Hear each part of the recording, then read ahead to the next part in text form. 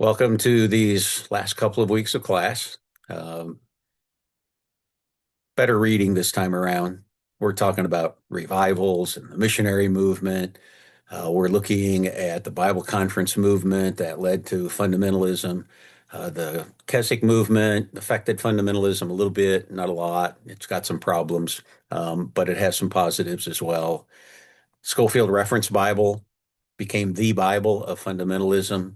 We'll talk about the Northern Baptist Convention, and out of that comes the Conservative Baptist movement. Out of that comes the Fundamental Baptist Fellowship or the General Association of Regular Baptists. Without the liberalism that arises during this same time, there would be no fundamentalist movement per se. It was the coalition of Bible believers against liberalism that developed into what we call fundamentalism. So I trust the reading will be more enjoyable, more encouraging, a little more timely as it talks about us. In our graduate classes, there are 4 additional weeks following our class time. So in those 4 weeks, do any reading that you need to get done, write your paper, and then take the final exam. I would encourage you to kind of go in that route. So do your reading, and any reading that you do with your research counts as reading for the class. Textbook counts as reading for the class. So do your reading, writing your paper while you're doing some of that final research reading. After you've written your paper, then I would encourage you to go take the test. You'll have all of the background then that you can get. It's not an objective test. In my classes, I do not ask you to tell me what I've told you. Instead, I ask you to do some thinking on your own.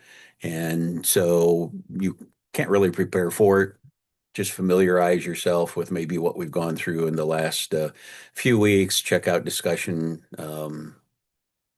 forums, that sort of thing. You do get 2 hours. Once you open the test, you can't close it until you're done. I would encourage you to write your test out in Word, copy it, paste it into the final exam in a timely fashion.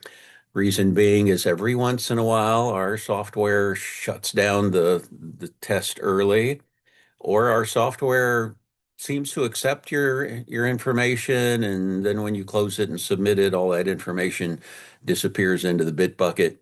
So if you have a copy on your computer and you get a word from me saying, sorry, but your exam doesn't exist, you'll be able to email it to me right away.